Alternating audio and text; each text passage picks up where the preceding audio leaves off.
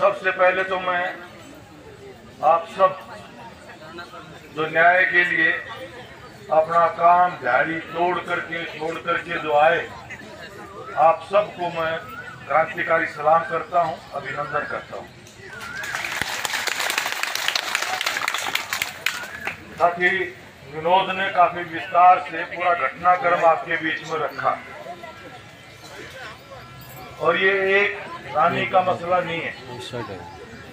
हम सब के लिए जो गरीब लोग हैं, मेहनत मजदूरी करके कमा करके जो खाने वाले जो लोग हैं, उनके लिए बहुत ही हालात चिंताजनक बनते गए, और यही एकता है जो हम इस हालात के अंदर हमें बचा पाए। अकेले कोई भी बच नहीं सकता, क्योंकि समस्या ये बनी है कि आज एक तरफ तो आजादी की 75वीं वर्षगांठ हम मना रहे हैं। देश को आजाद करवाने में हमारे कितने लाखों असंख्य लोगों ने कुर्बानियां दी थी, तब जाकर के इस देश में पहली दफा वो एक किताब छपी, संविधान बना, और जिसमें औरत है या मर्द है, भाषा बोली क्या है, रंग रूप क्या है, वो किस जाति में किस धर्म में पैदा हुई है, इसमें कोई फर्क नहीं किया जाएगा। हम सब हिंदुस्तानी इस भारत के नागरिक हैं, और उसके अंदर समानता के आधार पर सामाजिक, राजनीतिक, आर्थिक न्याय की बात की गई। सबको न्याय, ये पहली बार हिंदुस्तान के इतिहास में आजादी के बाद हुआ। बाबा साहब अम्बेडकर के नेतृत्व में संविधान सभा बनी, संविधान लिखा गया। लेकिन आज क्या हो रहा है? अकेली घटना नहीं है। जुर्म जातियां पहले भी होती थी कांग्रेस के राज में, लेकिन अब एक नया रिवाज चल पड़ा।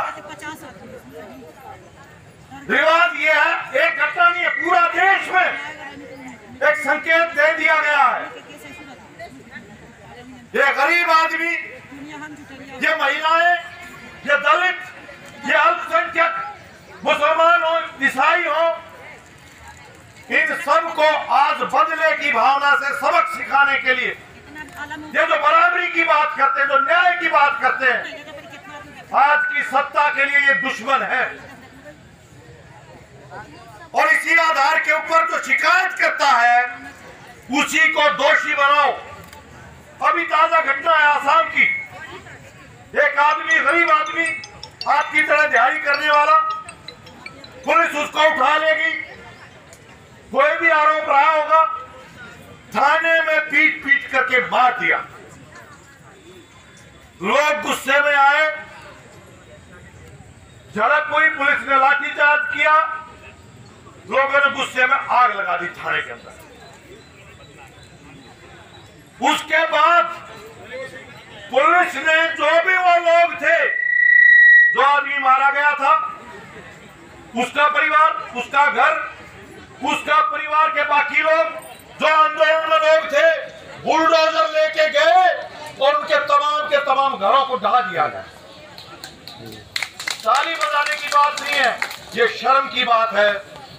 पुलिस का काम फैसला करना नहीं होता, रिपोर्ट दर्ज करना, जांच करना, जांच के आधार के ऊपर कोर्ट फैसला करता है दोषी कौन है, सजा क्या दी जाए। ये प्रक्रिया। एक गुजरात का एमएलए जो दलित है, वो एमएलए प्रधानमंत्री की आलोचना करते हुए एक ट्वीट कर देता है। उसको सबक सिखाने के लिए वो गुजरात का है, लेकिन आसाम में उसके खिलाफ मुकदमा बनता है, और आसाम की पुलिस गुजरात से आकर के उसको उठा ले जाती है। कोर्ट उसको जमानत पर छोड़ती है, लेकिन दूसरा एक और केस वहीं पर बाहर निकलते ही पुलिस की महिला कांस्टेबल सिपाही से यह बयान दर्ज करवाया जाता है कि इस आदमी ने जेल से निकलते हुए मेरे साथ छेड़खानी की है, मेरे साथ धक्का-मुक्की की है। दूसरा केस,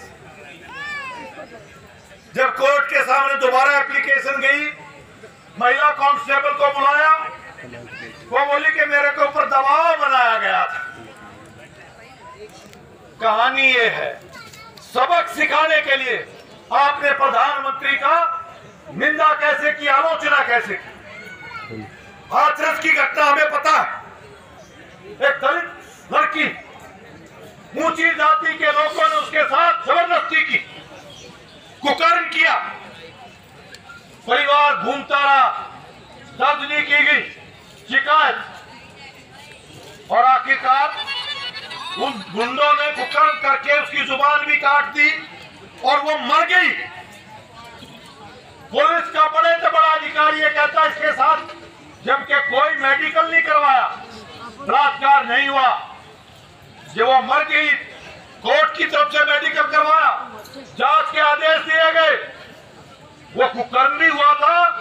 और उसके साथ साथ ये भी है कि रात के अंधेरे, आधी रात, परिवार की सहमति के बगैर पूरा रात शामिल होकर के उस महिला की लाश को जला कर क्या। ये एक घटना, दो घटना, तीन घटना की बात नहीं, मतलब अगर कहता हूं वह शाम हो जाएगी। यह मामला भी यही है। आप देखिए, अगर जांच करने वाली एजेंसी ही अगर अपराधियों के साथ मिल जाए तो न्याय कैसे मिलेगा। गरीब आदमी नौकरी करते हैं, पेट पाल रहे हैं, सुनते रहे, मजबूरी में बहुत सहन किया, पहली बार की नहीं है। तो साथी विनोद ने आपके सामने रखा, लगातार दबाव बना जा रहा था, लेकिन मजबूरी है, नौकरी है, पेट पालना है, टालते रहे बात को किसी न किसी तरह से। 2 महीने पहले कमरा भी छोड़ दिया तंग पा करके, लेकिन आखिरकार ये साजिश रची गई। इस महिला को आत्मसमर्पण करने के लिए उन भेड़ियों के सामने ये सब रचा गया। और इसमें हालत यह है कि जो बोलने का इनके पक्ष में, संजीव फैक्ट्री में काम नहीं करता, उसके संजीव उस महिला को नहीं जानता, वो मदीना की महिला है, फैक्ट्री में काम करती है। गोरेलाल को तो जानती हो, अगर गोरेलाल के खिलाफ कोई शिकायत थी, 8 साल हो गए काम करते हुए, अभी एफआईआर कैसे दर्ज हुई, पहले क्यों नहीं हुई। ये घटना होने के बाद मुंह बंद करने के लिए यह है जांच एजेंसी का काम कि आज वर्दी के अंदर अपराधी बैठ गए, जिनसे यह उम्मीद की जाती है जनता का पैसा है जिससे तनख्वाह मिलती है, इनको कानून की किताब है, उसके मुताबिक कार्रवाई करनी थी। अनेकों निर्भया हुई है देश में, अनेकों महिलाएं, उनके ऊपर कमीशन बने, उसके आधार के ऊपर कानून बना है, और उस कानून के मुताबिक कोई भी महिला ये शिकायत करती है, पहला काम है थाने का कि उसकी शिकायत को दर्ज किया जाए। 1 हफ्ता हम एएसपी से मिले, सब मिले, आंदोलन प्रदर्शन किया, उसके बाद 1 हफ्ते बाद एफआईआर दर्ज होती, गिरफ्तारी अभी तक भी नहीं है। लेकिन जो शिकायत करता है, जो उत्पीड़ित है, उन उत्पीड़ितों को फटाफट उनके खिलाफ एफआईआर भी, और वो आज जेल में, वो आज जेल में। तो इसलिए बहनों, साथियों, आज ये संजीव के साथ, गोरेलाल के साथ, या रानी के साथ, प्रतिभा के साथ है, कल किसके साथ नहीं होगा और किसके साथ नहीं हुआ। यहाँ जितने बैठे हैं, कई होंगे यहाँ पे जो भुक्तभोगी हैं, और अगर इसी तरह से हौसले बढ़ते गए अपराधियों के, अगर इसी तरह से पुलिस का अपराधियों का मेल जोल बढ़ता गया, तो जंगल राज स्थापित होगा। जंगल ताकतवर लोग वो जो चाहे करें, और यही आज दोबारा से देश में वही मनु की व्यवस्था लागू करना चाहते हैं जो सदियों तक इस देश में रही, जिसके खिलाफ लड़ करके हमारे पुरखों ने गर्दनें कटा करके इस देश में एक संवैधानिक व्यवस्था कायम की, इस देश को बचाने के लिए। इसलिए ज्यादा और बात ना करते हो, हमारी पार्टी हमेशा मजदूर वर्ग के साथ, किसान के साथ, मेहनतकश लोगों के साथ, सामाजिक तौर पर दबित उत्पीड़ित लोगों के साथ खड़ी है, लड़ेंगे, और एक संजीवनी, कितने लोग हैं हमारे ऊपर मुकदमे बने हैं, मुकदमों से डरने वाले नहीं हैं। मुकदमे बनते हैं आंदोलनकारियों के खिलाफ, लेकिन न्याय की लड़ाई इतिहास गवाह है अंग्रेजों के खिलाफ भी। ये देश कोई वोट डाल करके चुनाव में अंग्रेजों को नहीं हराया था, जनता ने मजबूत होकर के उस अन्यायकारी व्यवस्था को बदला। आज फिर वही वक्त है, हम सबको इकट्ठा होना पड़ेगा। मुझे इस बात की खुशी है मेरे किसान भाई ये आज मजदूरों के साथ इकट्ठा होकर के आए। यही एकता है जो किसान की और मजदूर की, जो इस देश को बचाएगी। हम ही हैं जो इस देश के निर्माता हैं। मजदूर के, किसान के इन हाथों से ही ये सोना पैदा होता है, ये सड़कें बनी है, ये गेहूं अनाज खाने का सब पैदा हुआ है। हवाई जहाज तक हम बनाते हैं। हिंदुस्तान हमारा है, भारत किसी मोदी का, अडानी का या किसी सिपाही का उसके हवाले हम इस देश को नहीं छोड़ सकते। इसलिए सबको मिलकर लड़ना पड़ेगा। हम उम्मीद करते हैं अभी आप जाओगे प्रदर्शन लेकर के, यहाँ तो सबसे बड़ा पुलिस की अधिकारी है, एसपी बताते हैं बीमार है, मान लेते हैं कोई बात, उससे बड़ा अफसर है, आईजी है। आज उनसे हम मिलेंगे, आप साथी मिलेंगे, अपनी बात रखेंगे।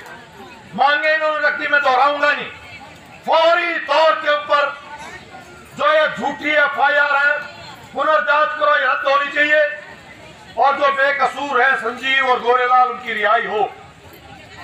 और ये जो दरिंदे हैं जिन्होंने पाप किया है, ये जो फैक्ट्री का मालिक है जो लगातार इस तरह की हरकतें कर रहा था, उनके खिलाफ जो केस दर्ज हुआ उसके मुताबिक गिरफ्तारी हो।